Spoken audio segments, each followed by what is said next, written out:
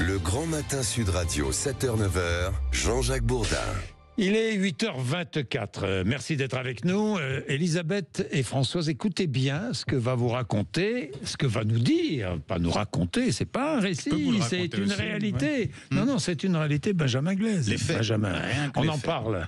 On en parle. En France, les femmes sont de plus en plus féministes et les hommes de plus en plus masculinistes. C'est la conclusion du baromètre annuel publié par le Haut Commissariat à l'égalité.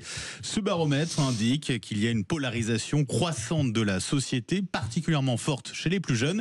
Le Haut Commissariat à l'égalité tire donc la sonnette d'alarme. Bérangère Couillard en est la présidente. Notre journaliste François-Louis Bourneau la jointe pour nous. La quasi-totalité des jeunes filles pensent qu'il est plus difficile d'être une femme qu'un homme, alors que seulement 67% des hommes le pensent. Et là où on a vraiment des chiffres qui nous alertent, c'est que 13% des jeunes hommes pensent qu'il est plus difficile d'être un homme qu'une femme. En fait, les femmes sont davantage féministes, quand les hommes sont davantage masculinistes, même si évidemment il y a des lueurs d'espoir, parce que nous parlons de plus en plus de ce sujet, et c'est aussi pour ça qu'aujourd'hui ça clive davantage. Le baromètre qui révèle que les discours sexistes et masculinistes sont de plus en plus visibles, notamment dans les médias et dans les discours politiques. Mais une prise de conscience notamment aidée par le retentissement du procès des viols de Mazan. C'est ce que note donc cette étude. Bon, alors je remercie le Haut Comité à l'idéologie, donc ce machin-là, le Haut Commissariat à l'égalité. Le Comité à l'idéologie de nous dire comment on doit penser. Alors moi, je suis à la fois féministe et masculiniste. Ah bon. Mais ce qui est marrant, c'est ce qu'elle appelle masculiniste, c'est le fait d'être dans une posture victimaire. C'est-à-dire, comme vous êtes féministe, vous pensez que toutes les femmes sont victimes. Pour être masculiniste, qu'est-ce qu'elle dit ? Elle dit, les masculinistes, c'est parce qu'ils pensent que c'est difficile d'être un homme aujourd'hui. Ce que je crois, moi, par ailleurs, je ne savais pas que ça s'appelait masculiniste, mais simplement... Vous pensez que c'est difficile d'être un homme ?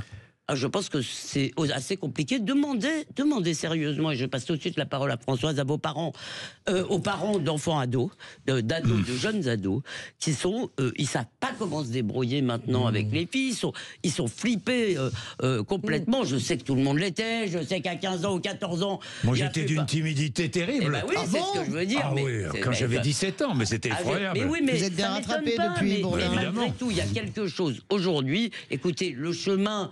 disons, du bistrot, de la chambre à coucher au tribunal, c'est quand même raccourci. Les femmes font beaucoup plus peur qu'aujourd'hui. Et par ailleurs, féministes, oui, moi, oui, les femmes font plus peur. Les femmes prennent le pouvoir. Est-ce que hier, j'entendais parler enfin, on est sorti de la nuit. Mais est-ce que vous croyez que ma mère qui a bossé toute sa vie, vivait dans la nuit? Oui, peut-être. Ma mère a bossé toute sa vie. Elle a 89 ans, par exemple, ma mère, et elle trouve que finalement, le droit des femmes évolue très bien et que le rééquilibrage se fait. Donc, je suis sûr.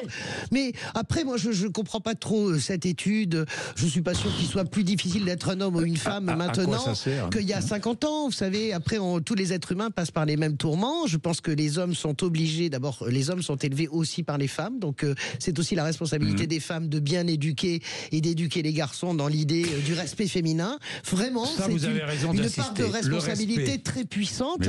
Et je trouve, je me reconnais pas là-dedans. Moi, je suis entouré de plein de cette jeune génération qui a 18 ans, 19 ans. Je sais simplement qu'à table, il y a des sujets, il y a des choses qu'on peut plus dire, et moi, ça me va très bien.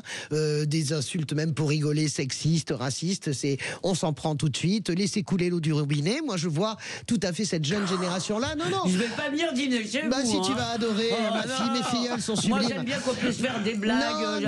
Justement, les blagues moi, je suis pas contente qu'il y ait plein de choses qu'on puisse pas dire. Moi, je trouve ça bien. Pas être un progrès. Moi, je trouve qu'il y a un progrès quand même dans les relations hommes-femmes. Le premier amendement, il y a 5 minutes. Ouais, mais il y a un progrès dans les relations hommes-femmes, et je trouve ça dans le respect, mais les femmes et les parents ont une responsabilité profonde dans l'éducation des garçons. Et non, je ne crois pas que ça soit si difficile que ça d'être un homme. Franchement, un homme et une femme, a dit Trump hier. Oui, ça c'est, alors on sort de, c'est le noyau, le nucléaire classique.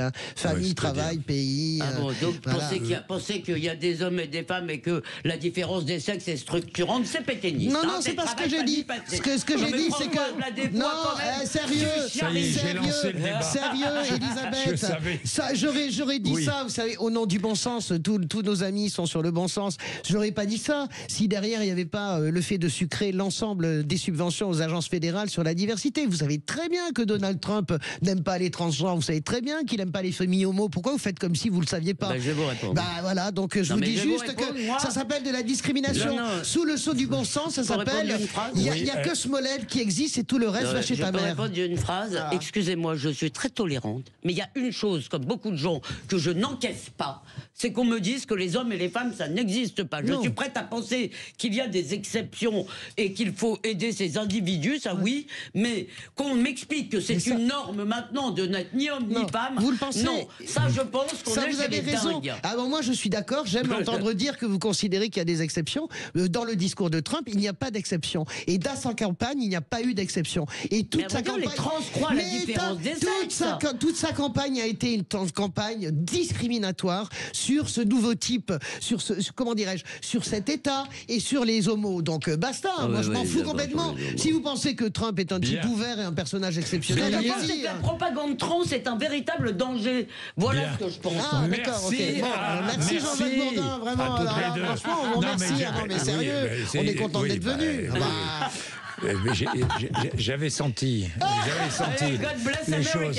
Il est 8h30, merci. Thierry Breton sera notre invité dans quelques minutes. Le rappel des titres de l'actualité. Avec vous, Laurie Leclerc. Laurie.